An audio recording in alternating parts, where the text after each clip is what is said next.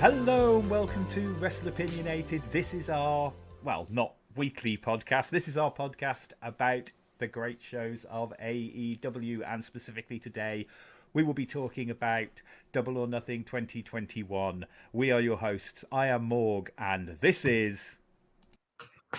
Englishman and true Brit, Matt Strange, and this is... Oh, bigger pop than Leo Rush, Muir.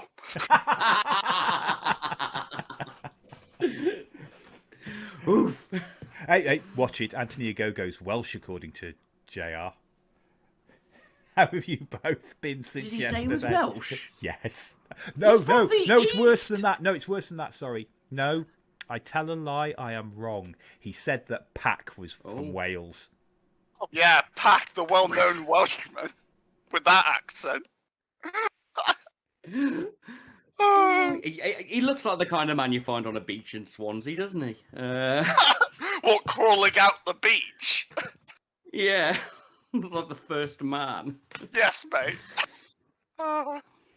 Right, so as this is a pay-per-view, this may be the first time you've listened to our podcast, and as such you would need to know that we have a tier list, which is how we give our overall reviews, scores for the matches and for the show in general. Mr. Strange, are you ready to explain the tier list? I'm fucking always ready. So, tier list, you know it from internet videos, you know it from computer games. We work through a bunch of alpha letters in the alphabet. There's a bunch of alphabet letters. No, I suppose not all letters. My fuck knows. Anyway, we rank things in a letter way. The lowest rank we give, unless we're being facetious, is a D. A D is a bad match. You've had a shitty time. Maybe the story's crap. Maybe there's no story at all. Maybe it's a speed squash. Maybe it's just botcherific. Either way, that's a D rank match, the shitty one. From there, we move up to a C rank match. C rank is what we want to be, the average match to be. That means it should be good. I might not need much of a big story, but I at least want to know why they're in the ring. They can have a few slips, but as long as I'm overall entertained and I know what's going on, it's a C rank match. From there, we rock up to a B match. B match +1. You gotta have some story, or at least a fucking wicked match. It's just that shade above good, but it's not quite amazing. The moves are crisp. It's cool. You know why they're there. Maybe it's a feud. Either way, you've got that bit of story, and the story's good. A rank match, if we're doing a weekly show, is often and hopefully our match of the night. It's an amazing match. You know why they're there. There's definitely story. Hopefully story in and out. You get to see some cool shit you didn't expect or know was going to happen in the ring. There's very, very few botches you can pick up on. You don't look at your phone. You watch that match from start to finish and you go, that was fucking great. That's an A rank match. And the top of the scale, the S rank match. It's the one that lives on in legend forever. Everything's wicked. You see some paradigm-breaking moves. You know why they're in the ring. You're invested in why they're in the ring. Hopefully you're still invested when they leave the ring. There's story in and hopefully story out. Everything's great.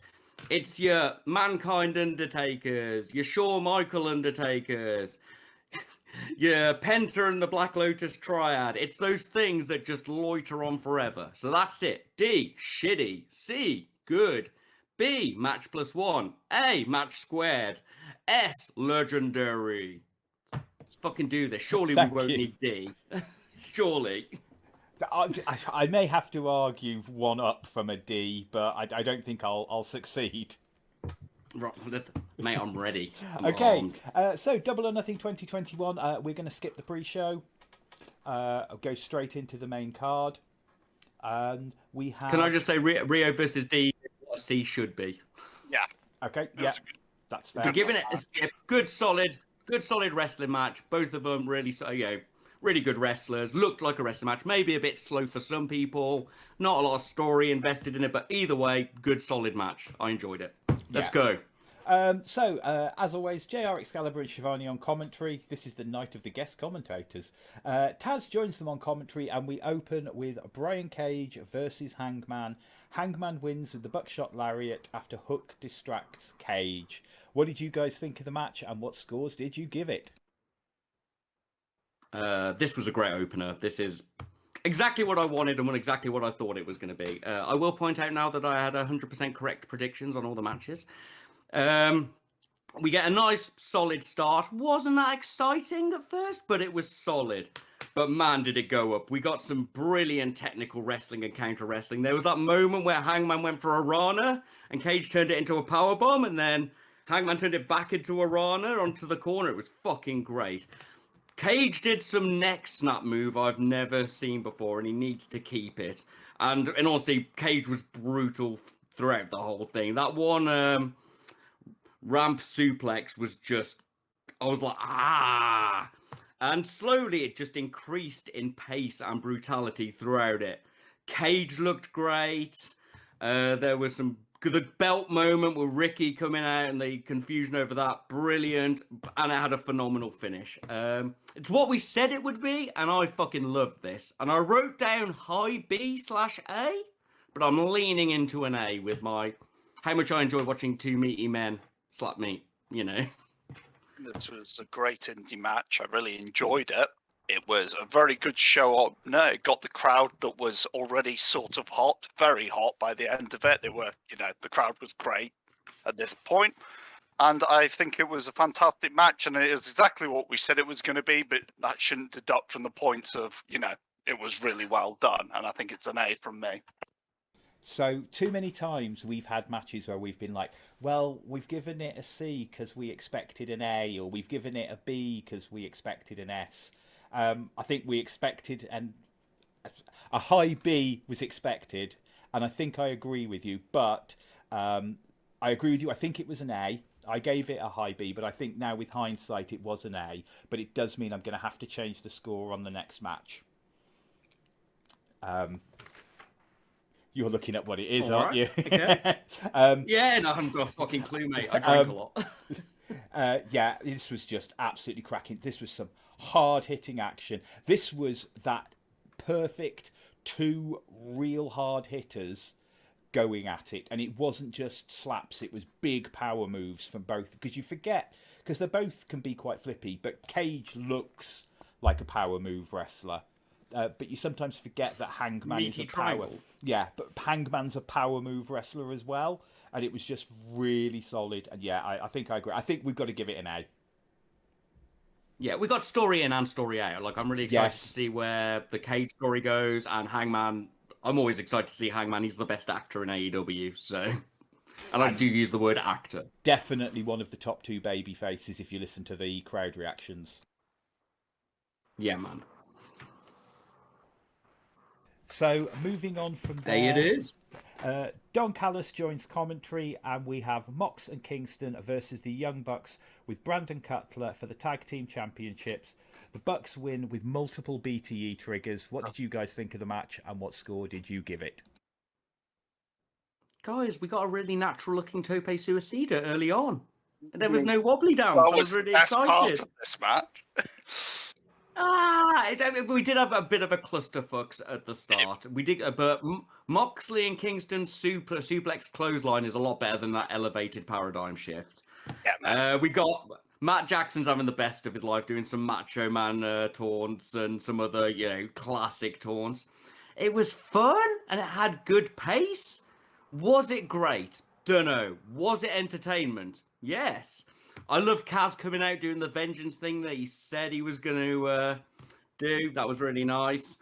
Got a little bit of colour to mix it up. The two-man suplex for the comeback was a bit bad. And Eddie ate a lot of shit. But he did pull off the I've lived in Wolvo face when he was not no-selling, but, low-selling, shall we say, which filled my soul with Midland's joy. We got a nice sequence of counters and strikes before more bang for your buck. And we got a Doomsday device, which I always give a +1 for. I wasn't so excited by the finish. We got the body language on everybody in this ring is great. They all wear their characters. Mad looking Mox, fucking Eddie looking like he's lived in Wolvo. The dickheads. We got a lot of good brawliness. I think it was good. I think we had a lot of stories. I think it was crisp, and I think it was entertaining. I don't know if it was necessarily the best wrestling match, but I was entertained, and I gave it a B. All right. I enjoyed the things you talked about, but I think this match had huge issues with how long it went on. It felt like it went on for like 10 minutes too long, and they finisher spammed so much in this match. Jesus. And yeah, it was good, but it was not what I was expecting. I expected better from these guys than, just having this drawn out match. I gave it a low B/C for me. Oh, Well, Morg. I just had to modify my score on this match. Yep.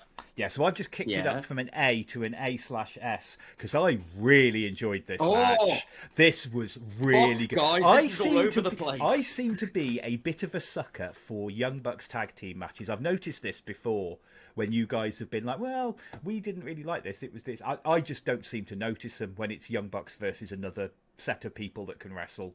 I just get so invested in the match, whether they're faces or heels. I loved the beatdown at the beginning. I thought it told a great story of Mox and Kingston's characters. And then when it turned into a tag team match, how the Bucks got the upper hand. I didn't have a problem with Eddie. When did it turn into a tag team match? Well, the Bucks win the match the whole time. Well, yes. Basically... When I say a tag team match, I mean the Bucks doing their tag team joint moves, double team maneuvers. Yeah.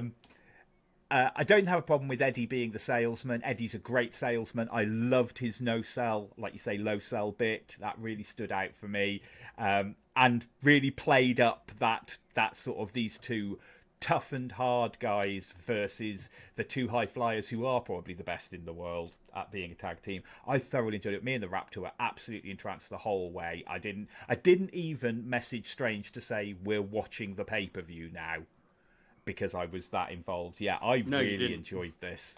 Yeah, we didn't message you until quite a bit later. Yeah, I really enjoyed it. I had a great time. This is fucked up my To be fair, I put it as an I put it as an A. I think I enjoyed it more than the previous match, which was only why I said A/S, just to be, because I thought I had to kick it up. But I'll put it down as I think as it's a temporary high B with a question mark. I think it's one of us is an A, one of us is a C, B, and one of us is a B. I think it's a B. Right, wicked. Yeah, no, and we did get a lot of story in it, which is, arguably the most important thing in wrestling. He says reviewing matches on a wrestling podcast. I normally fucking hate tag team matches because they're so formulaic, and I think that's one of the reasons why I'm suckered in by the Young Bucks style of match, because they don't feel like that old formulaic one guy gets beaten down for half an hour and you just go for the hot tag and then you go to the finish. It's always all over the place. Anyway, moving on. Paul White joins the commentary team. Rumble. It's time for the Casino Battle Royale. We have Christian Cage, Matt Sydal, Will Hobbs, Dustin Rhodes, and Max Caster to open. Then Matt Hardy, Isaiah Cassidy, 10, Nick Comoroto, and Serpentico, who is taken out and thrown out by Luther. Then the Varsity Blondes, Colt Cabana, Anthony Bowens, and Pentagon. And then finally, it was Jungle Boy, Mark Quinn, Aaron Solo, Evil Uno, and Lee Johnson. And the Joker is Leo Rush. Jungle Boy wins. What did you guys think of the Casino Battle Royale, and what scores did you give it? Bit of a interesting one, this one. I liked it. We've got a lot of good things that happened. I loved Max's rap on the way in. He got an Edge reference and a Matt Sydal slip-in reference. Fucking great. He got the biggest the entrances as well. Yes, he did. I told you boys he was going to be big. We obviously get the clusterfuck start, and it was a bit slower than we're used to the normal AEW clusterfuck start, but they're normally really good. You mentioned it. I fucking loved Serpentico being dragged down to by Luther.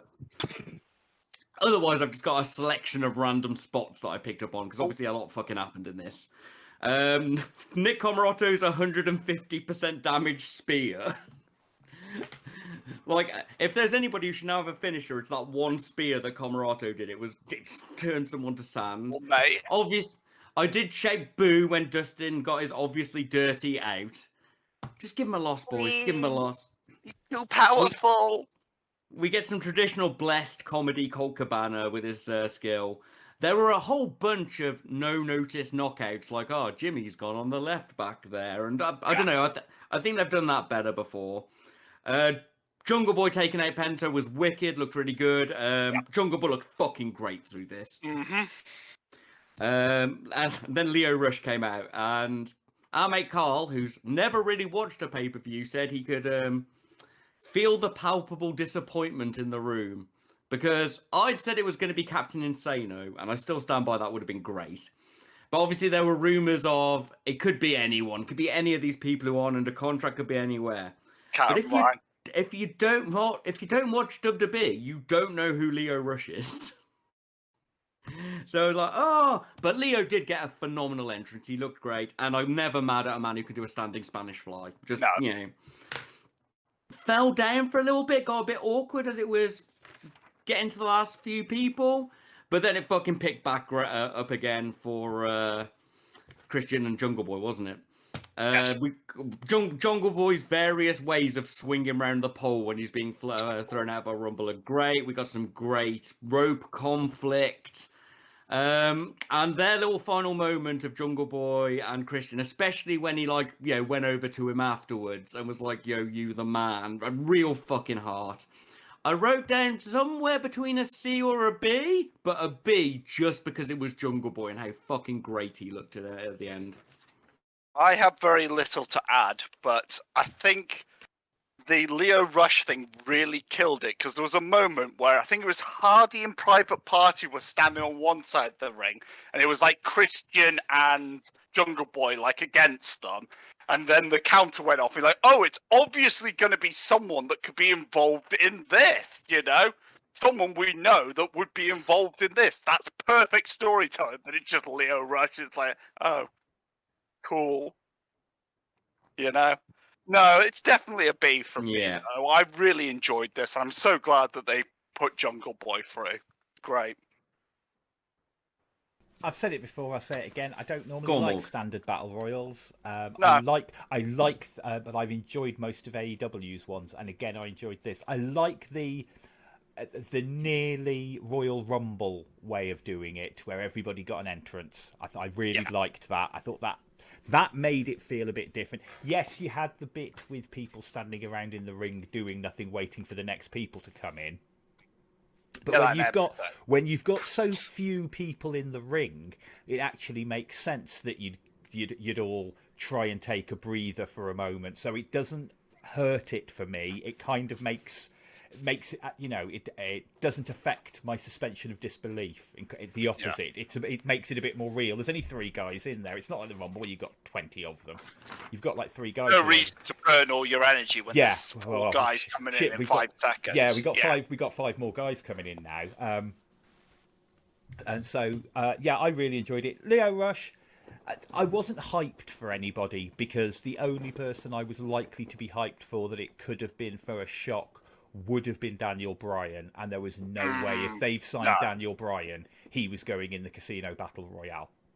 It gives you a championship shot, doesn't it, as soon as you win it? So. But you want him on in. If you're bringing him in, you're going for a full story. Really pleased with the outcome. Jungle Boy versus Kenny, I think, will be a great match. I really hope it will. Yeah, and Leo Rush, it just didn't bother me. It was a nice for me, and the Raptor quite likes him from his better work in Dubsy, so it'll be another good low to mid card high flyer. It was a shame we didn't get Matt Hardy versus Christian Cage. Christian Cage for a couple of minutes. I think I would have liked a moment of that. You know, Hardy. Hardy versus, you know, Edge and Christian versus the Hardys. That one made sense. But yeah, I gave it a B as well. Yeah. AEW do the best clusterfucks in wrestling. They really I mean that with love. Right, here we go. Are we ready? I'm so excited for Homelander versus a Go-Go. I'll cross that joke off my list. Thanks, Muir. Even the Raptor, who's never seen the boys, went, yeah, it looks like Homelander. Anthony Ogogo with QT Marshall versus Cody Rhodes with Arn Anderson. Cody wins with the Vertebreaker. What did you think of the match? What score did you give it? His coach pretty great. It was. I really liked it. Right, okay, let's be honest. Let's go with this with a technical take and a personal take. Ogogo's not bad. He's actually learned, he's picked up the wrestling good stuff, and I quite like the solid, clean wrestling we got from Cody. He's always good, and I like the fact he was traditionally out wrestling the Punchy Man until the point where he outpunched the Punchy Man. That was horrendous. So what's Ogogo's strength then? I thought he was Punchy Man. I think, for me, I was like, big boxer man, punch hard. Cody, traditionally trained wrestling man, out-wrestle Punchy Man, showing technique against power. But oh no, Cody had to have a scene where he dodged all of the Olympic boxer's punches and out-punched him. That was bad booking, ego booking, and I fucking hated it. We get a dusty spot of obviously Ogogo going for the pin, but oh no, Cody's arms outside. So that we can see that Ogogo should have won, thus cementing that he's not going to. And I think this started drawing the soul out of me. I found it lame and a bit dull. I don't care for the story. Technically, by my own scale and rules, that is an incredibly fine and detailed system, as accurate as any star system. It's a C. The wrestling was clean. There weren't any botches. They told a story in the ring. We had story going in, and we'll have story coming out. It is technically, by the scale I came up with, a C. But for me, it was dull, obvious, and dusty booked. And in my soul, it's a D. You're correct. I don't know where to start here. This killed the crowd. Punch the boxer. This killed the crowd. I think it's the biggest worry for it. The crowd was, still very hot after that Jungle Boy win, and then they were just dead when this was going on. I don't know what Cody was thinking, unless it's some sort of super meta booking where he's booking like he's a twat to make his character heel while a face. If it's that deep of a booking sort of thing, I'm booking this to be evil while I'm pretending to be a good guy. That's the only thing I can think of it. It's meta level booking. But yeah, this was just not good. Not good at all. D from me. I didn't care, but I have an issue with jingoistic storytelling in wrestling. I've mentioned this on the weekly podcast already. AEW, you are better than this. You've been a much more progressive in all ways, and unfortunately they didn't, other than the crowd chanting USA, they didn't ham it up too much, though they did do it right after their Memorial Day segment, and Cody came out in his red, white and blue, which is obviously slightly amusing because that's the same colours as the Union flag. I gave it a C because it wasn't a D, but I gave it a C because it wasn't technically a D. A D, yes, fair mate. Yeah, I'm giving it a C on a technicality. Yeah, I think it giving does. it a C on a technicality. No, it meets the criteria. No. No, look, Nick, we've got plenty of time for D-rank matches. So next up, next up, Lance Archer versus Miro for the TNT Championship. And so we're saying about these tier matches, eh? Miro wins by stoppage. We've got to be fair on this match. Again, what did you think of the match? Okay. It had a strong start, and we got a bunch of good hossing off. I don't have a lot of notes on this. I think the beers were kicking in because I can't read some of them. Yeah. We got a proper NJPW kick section, which I love. It was good. Nothing mind-blowing, but it was good. We get a nice Jake spot. We got probably the biggest clothesline man has ever performed from Lance. And I always love his misdirection move, which is, when somebody bounces one way, he bounces the other way on the ropes. It's not like a particularly complex move, but nobody ever does it except for Lance, and I like it. The problem is this match was too quick, and the finish he just passed out too quickly. Yeah, we could have had Lance being fucking choked for ages or something, but No. the wrestling was good. It was a good hot off. I like both characters, and I wouldn't have minded the finish of Lance being choked out. If he's going faces have to eat some losses occasionally, especially to the new mega heel. Obviously, I wouldn't have booked this match yet, but I'm not their booker. My notes say somewhere between a C and a B, but the finish took it back down to a C for me. That is completely fair. All jokes aside, it should have been a B, but it was pushed down to a C because I didn't like how Lance lost. In all honesty, I thought it made him look a bit weaker than it needed to. But like you said, they shouldn't have booked this so early. This should have been the build to maybe next pay-per-view, but I don't know how long. It's quite a while, isn't it? November. Yeah, maybe a bit too long, but you know. No, it's in September. It's the day after my birthday, and it's in Chicago. Fair. So AEW, you know what I want for my birthday, Matt. He ain't turning up. Yeah, it was solid enough. I enjoyed this hot off. I was getting a bit dreary at this point, though. So I just gave it a C. Sleepiness. I just gave it a C. They booked themselves into a corner. I don't like what they did with Lance. The match itself was serviceable. It was a good match, but it was a passable big man match. But we'd already seen a better power move match opening the card. And Lance should be the guy who defeats Miro down the line. He should not have been Miro's first big defense. Yeah, I just gave it a C. I can't really add more to it than that. It was good. Yeah, it was all right. It was good, and we had story. It was better. If you are listening to this, Nick Jackson, Shad, and Tony Schiavone, who we know all listen to this show. No, it's JR. Although we have given this match a C, and we have also given Cody's match a C, we enjoyed this match. Just so people know the difference. The other one snuck under on a technicality. This one was so close to sneaking into a higher bracket. Very different. Sorry, Morg. Take back over. That's okay. So moving on from that, we have the Women's World Championship match. We have Britt Baker with Rebel versus Hikaru Shida. Britt wins with the lockjaw. What did you guys think of the match, and what score did you give it? Well, back to bad gradings. Solid start, not that good in the middle, and then my notes sort of begin. It's a bit of a shame these two don't have a lot of the chemistry in the ring for how long we've had to prepare for this. We had a weird looking buckle back slam. Shida's strike seemed off. Just something seemed a little bit. Maybe they were shocked by crowds being back. I don't know. Britt's air raid crash looked fucking brutal on Shida's neck, and it just wasn't great throughout it. Got a bit brawly near the end, but then we had some weird corner clusterfuck and a lot of slips. That was a really good curb stomp. Then we had the ref watching an obvious DQ spot, literally like looking at it and reacting to it.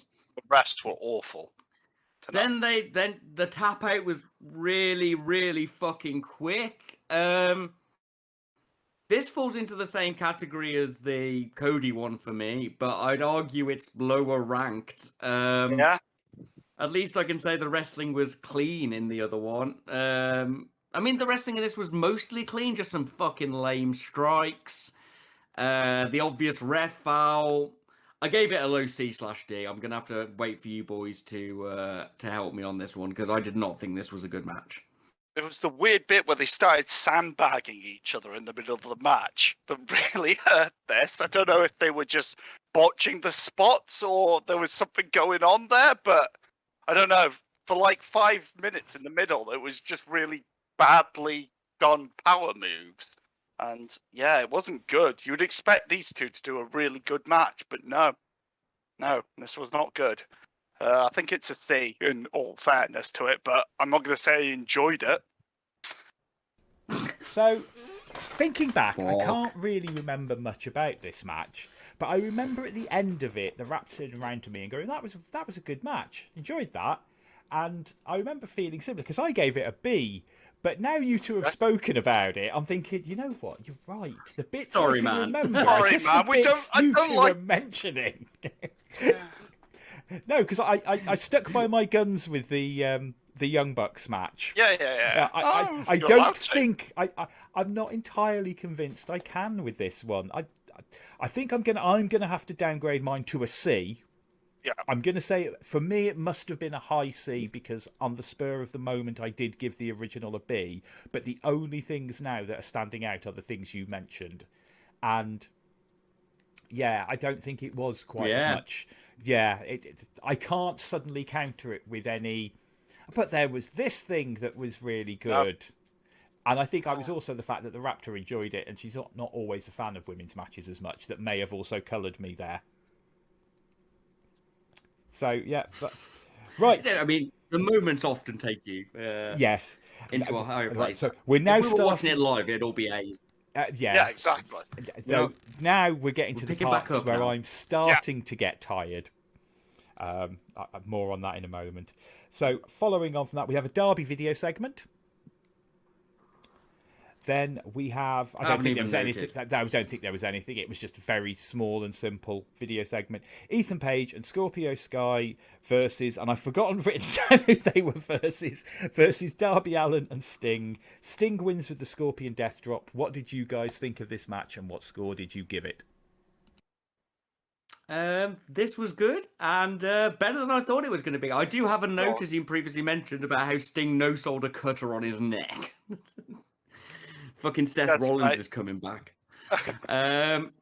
Anyway, fair play, Sting. He has received my hope. This was really good to start with. We got a match +1 for quite a while, but I always say that Scorpio Sky is phenomenal, and I really like Ego. Darby's really good, and Sting fucking held his own.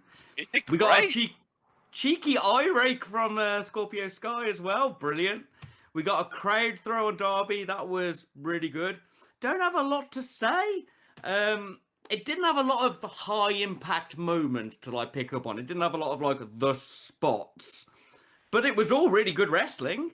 I really like Ego slamming Darby onto Sting. The slap off in the submission was great.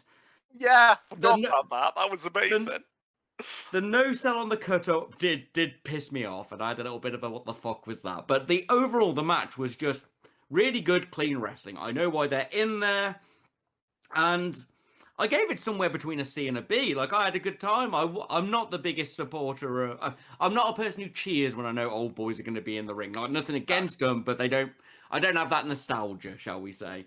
But no, he did really well. Somewhere between a C and a B. Good match. I gave this a B. This could be because I was expecting this to be awful, and it wasn't. It was solid. And I really quite enjoyed this. I thought Sting did fucking amazing. If I can move like that at 62 off the top of my head, yeah, fucking well played, mate. It's not as much as I want him to be in the ring. I think he did really well. I think the story was well and good. And hopefully it'll move them on to something new or something else will happen now. But yeah, I gave it a B. Sorry, I was just Googling how old is Sting. Yeah, I think he's 62 off the top of my head.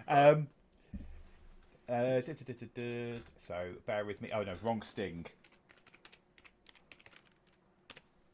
Not my cousin. So, Sting Wrestler is born in 1959. So, somebody else can do the maths. 61, 62. Accountant, get on it. Yeah. I said 61, 62, 62. Yeah. There you go. Good call. I quite enjoyed it. Weirdly, I think I'm the most down on this one. But that might have been because I was getting quite tired now. Yeah. Full disclosure, we watched the last match this morning, and I'm so glad we did. So I may not have enjoyed it quite as much as I could have. Yeah, it was good. It was solid. I gave it a C. It was a solid match. There was no major botches or screw-ups or anything like that. Yeah. Yeah. Nothing more to add, really, to that one. What are we giving it then, boys? What's the rank? Was it match It's plus a one? C. I think it's a C. overall.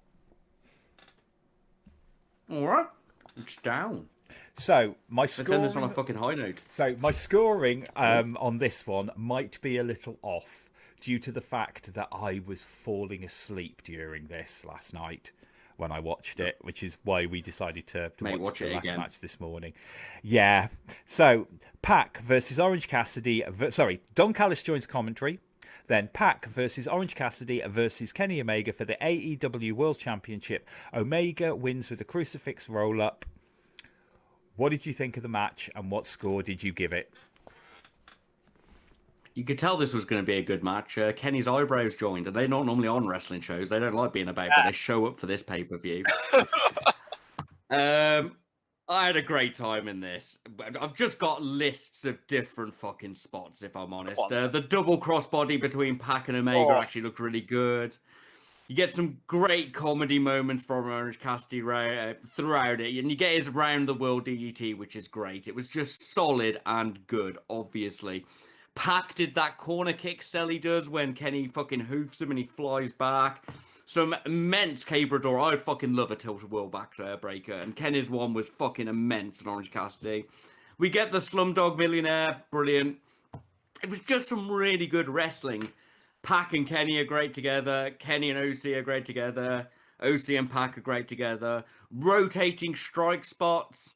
We got the hands in pockets on the corner section. We got the hands in pockets senton. We got a one-winged angel into a German suplex with a catch. That was fucking great. Bunch of cool heel stuff from Kenny. Orange Cassidy pushing Pac out of the way for the Michinoku driver on Kenny into a slam from Pac was wicked. The powerbomb one-winged angel counter into the corner was ace. When Orange Cassidy just cheekily tried to steal the pin made me laugh. Brutalizer to Beach Break looked organic and natural. We saw all characters in this and it was fucking brilliant. I love Don Callis' cheating with pulling out the ref and throwing in the different belts. The rotating belts really amused me. Stupid, but yeah, it was great.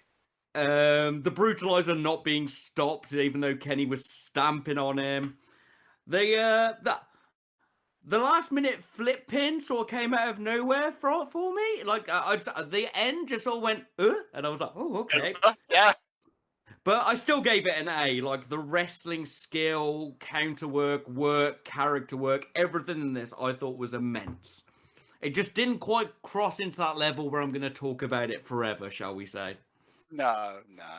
I think my favourite spot of all the joke comedy spots was Orange Cassidy arguing for a 2 count. I think that made me piss the most. But yeah, these are some of my favourite wrestlers wrestling real well. What more could you really ask for? The ending, I think, was a bit... but I think it's acceptable because it's sort of like, oh, he's a cheeky heel. He got it out of nowhere sort of thing. And it's definitely an A from me. I really enjoyed this. When I woke up and rewatched it. So Sleepy Me gave it a B. Yeah. And I think that's probably an A. Yeah, it's probably an A, and that was with me falling asleep through bits of it that I realised that it was certainly a B. A couple of the moments that I love the beach break. I'd woken up a little bit for the ending. I didn't have a problem with the ending. I think it was a good way of keeping Orange Cassidy looking strong. Yeah. Rather than him just being the guy who was there to take the pin, he got caught out by a cheeky crucifix roll-up. And we know that AEW don't use the he stole one when they do a roll-up, because a roll-up is an acceptable wrestling move. But we're so conditioned to be, oh, he stole one, that I don't think it hurts, if that makes sense. I think that it still protects Orange Cassidy, and I think this match, from what I can remember of it, is really good, and I am going to go and rewatch it anyway when I'm a bit more awake. That is fair, but I fell asleep during this match. I can't lie to you, but I've rewatched it, so I think it's great. So I think it's an A. Strange. Yeah, I can't put it down. I am correct. Moving on. So we then have the announcement of the new show to be held on TNT on Friday nights. More shit. So I'm laying the law down now. As they have done a new show, We no longer review anything that's on YouTube that is not being the Elite. Are we in agreement? I'll have to see how much free time I have to even review another show. Like Friday's really put me over the moving to Friday, but we'll see. Well, we can always review it a week late. We can always review it a week late. But yeah, I don't think we're going to. I don't think we review Dark anymore as soon as they start a new show. And announced for it is the new announcer and play-by-play guy is going to be the world's strongest man, Mark Henry. What did you guys think? Oh, bless him. He's lovely. He is. He's not. It wasn't exactly the big announcement. It'll be all right. I feel nothing. My heart is filled with neutrality on this issue. Just like the I'm glad Cody's sticking to his guns. I'm just glad Cody's sticking to his guns of not taking too many people who leave WWE. Yeah. I defended this at the start. I tried at the part. I was like, no, that's a TNA guy. That's a WCW guy. That's this guy. Now I'm like, come on. Fucking come on. Bait over more of the NJPW people. Come on. Yeah, come on. You're dying anyway. Come here. Yeah, I was just like, it's all right. It's Mark Henry. If he's just going to be if you're just bringing him in to be a colour commentator, fine. Because that's what old wrestlers do. They come and become colour commentators. We could have anyone. They could buy Max Striker for 10 years instead. You know, come on. We could have some commentators, please. I need someone that gets me amped for the match if they're going to be commentating. We've got to see what Mark Henry does. No. Okay. Yeah, we can we'll keep give him a judge. He can't be worse than Big and Schiavone, can he? I don't know. But that's not the example we should be setting. We should get someone that can actually fucking commentate. Come on. My concern is that Mark Henry is really quite softly spoken, and I have a feeling it's going to be like Shaq. He's going to send us to sleep. It's going to be like, now we. Oh no, Jeff Bezos, hire him for Audible. Right. I want him reading my night stories. Anyway, yes, moving on. Yeah. So, then it was time for the last match of the night, and it was the Stadium Stampede, the Inner Circle versus the Pinnacle. It finishes when Sammy pins Shawn Spears in the ring. What did you guys think of the match, and what score did you give it? I will note before I speak that I was onto my 16th bottle of Desperado by this point. So my notes are a little scratchy, shall we say. So you might need to elaborate on some of these, as my memory is not perfect. I've got down Jericho waiting for MJF was great. An enjoyable little spot. And we got a megaphone moment, which is always enjoyable. In fact, I've got great cafe fight between MJF and Jericho, which I assume is something which happened in this match. It was the first bit. Yeah, they were in the good. Sort of in the eating area. Yeah. That's right. We went through it. We got +1 whiteboard. What does that mean? So, Nothing. So Jericho, they had a whiteboard on. So one of the ones you can flip the whiteboard over to get the other side. Yeah, that's right. Jericho used it to smack. It was MJF brilliant in the face. It was awesome. Love things like that. Wardlow and Hager had a solid fucking hot off. I did get a bit annoyed that there's no racking in the freezer at the Jaguar Stadium, though. You could get a lot more supplies. It was weird, wasn't it? Why have they got 2 half pigs in there? Alexa Bliss. Wrestling. I love the Shawn Spears chair room. I've always been a subtle Shawn Spears mark, and the chair fight with the actual dodging and stuff was great. And Spears made Sammy look great more than once in this fight. Let's be honest. And with Sammy's hands fucking choking Spears through the bars and stuff. I think my favourite part, though, was FTR versus Proud and the Powerful with the drinks in the bar and Conan on the decks versus Tully and stuff like that. That looked like a real Kidderminster fight in Mirage, and I loved it. We got some bottle throwing. We got Wardlow looking like the fucking Terminator at points. They fought around a cutout of Shad. Good spot, Shad. Glad you're still listening.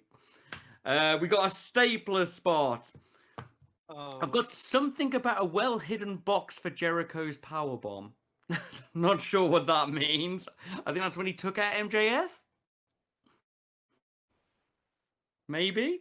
I think so. Possibly, yeah. Doesn't matter. It Yeah. was good. Sammy with the golf cart. I assumed he was going to run over MJF, but instead he chased down Spears. And in all honesty, those were the best two for that end spot. They were great. They were fucking great together. Once again, we're actually starting to see that character Sean Spears established 3 years ago before doing a bunch of comedy stuff that I enjoyed. He's gone back to it, and it's great. Great win for Sammy.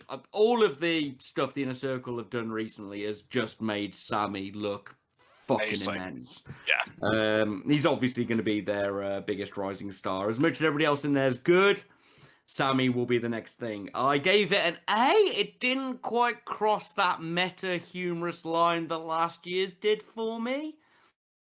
I think maybe it could be an S. Now I'm thinking about the bar. Now that you've helped me remember drunken parts that I couldn't quite get, like the glowing chair room, the bar fight and stuff. But I don't know, it just didn't quite have some of those comedy ludicrousness things that I hoped for. It felt more like an extended dubsy-dub behind-the-scenes fight, which I love. You'll always hear me talk about how much I love fighting in the kitchen and such like, and in different areas. But I don't know. I don't know if it crossed that boundary into S for me. Really, really, really good, though. That's in no way to fucking shit on this product. I just don't think I'll be talking about this in the same way I will Hangman on a Horse, 30-foot, one-winged angel, Matt Hardy, Pool of Reincarnation, you know? But yeah, really good. I would counter-argue, are you just not giving it an S because it's comparing it to the last one, which was like a super S, you know, it was like real good? Or how are we doing, you know? Like, I'm with you, I think it's an A, but I'm also questioning myself, is it just because we fucking loved the last one because it was so good with its meta humor, while this one was a bit more grounded, you know, it wasn't as ridiculous, so to speak. So are we just giving it a badder grade because of that sort of thing? But yeah, I really enjoyed this. The only question I've got is maybe not do the Stadium Stampede when you've got crowds back. It's a bit weird when, you know, the crowd's just, you know, obviously sitting having to watch, but it's what it is. What do you think, Morg? So cinematic matches are and I think they did this the best way they possibly could. They did the cinematic match, and then they finished it off in the arena for the crowd, which I really, really liked. I thought it was really good. By the way, you're both wrong. It was an S. This was absolutely fucking hilarious. I watched this morning, sober. Me and the Raptor had an absolutely fantastic time. They managed to, yes, it wasn't quite as meta silly, but they added so many new things into it. With the different segments, the fighting in the freezer between the two Hosses, the bar fight with Santana Ortiz and FTR, and the Raptor was a bit like, oh, it's FTR. Like, no, Santana and Ortiz in a bar fight. FTR are all about being in the ring, classic tag team wrestlers. They are way out of their element. Tully looking like he was at, let's say, a different kind of club than I think he expected to, looking like, you know, your granddad dressed up. Like he wanted to appear in a girly magazine, but it may be another type of magazine. Yes. Okay. But yeah, no, this was absolutely great, and I was so pleased with Sammy getting the pin. This is exactly what you want out of a faction. You make your young up and comer look absolutely phenomenal. He's had the rub from all of them. The Raptor again saying, Jake, never thought she'd cheer for Jake Hager at all, but he's got a character even from his goofy heel days. The Inner Circle has done absolutely well. I think the only people the Inner Circle hasn't helped is Santana and Ortiz. But I don't think they need it. What they need is a feud with the Bucks. And I don't think it helped Jericho either, but Jericho elevated everybody else. Yeah, his job was not to be... it gives him a bit of protection in that he's getting on a bit now, so there's other people to take some of the bumps, and they can still do ridiculous stuff. But he's not held back. Jericho's always had a moveset to have a long-standing career. Yeah, I thoroughly enjoyed this. I thought this was fantastic.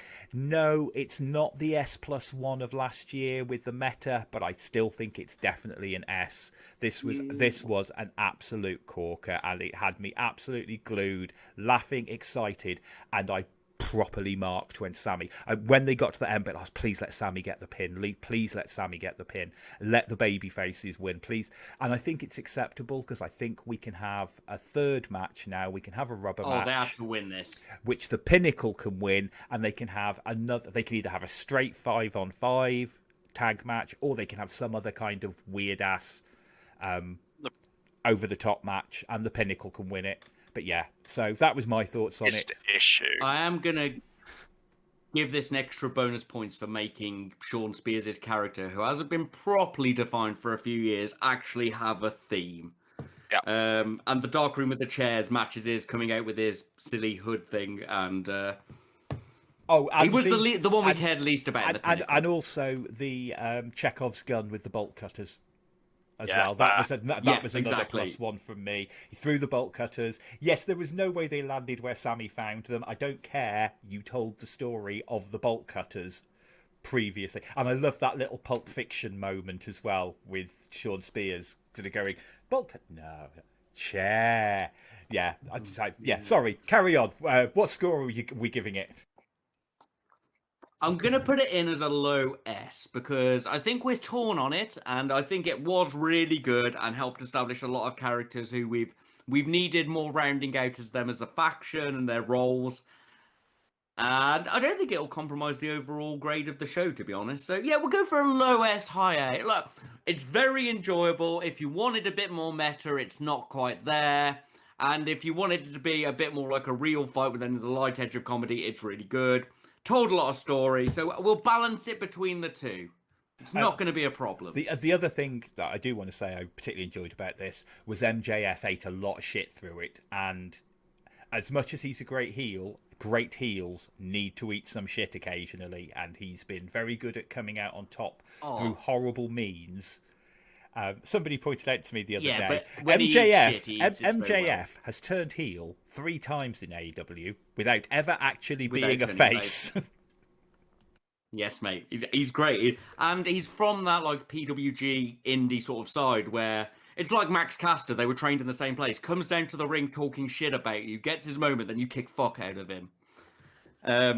Yeah, it's the best way to be a heel. You've got to be able to eat shit, and you've got to be able to make it feel cathartic to watch you eating that shit.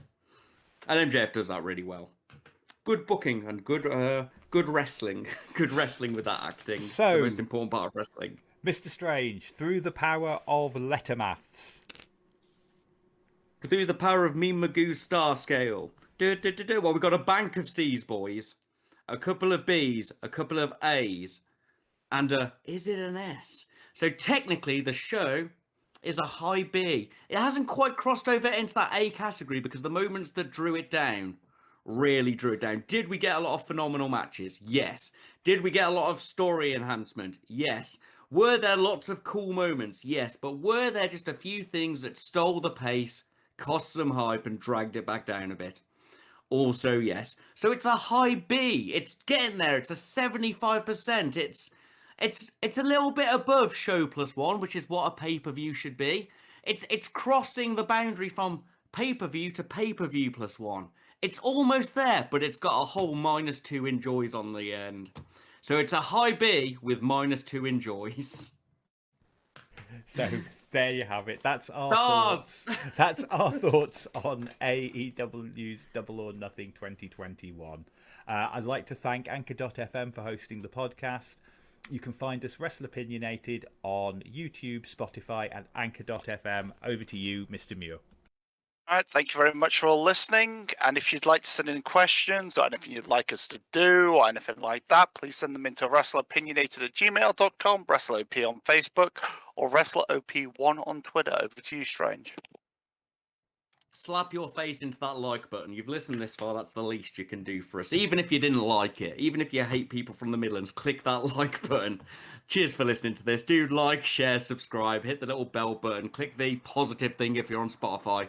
Don't know what Anchor's got because I'm scared of the internet. We appreciate you listening, and anything you can do to share us out really helps. Back to you, Morg. So all that's left to be said is goodbye and good night.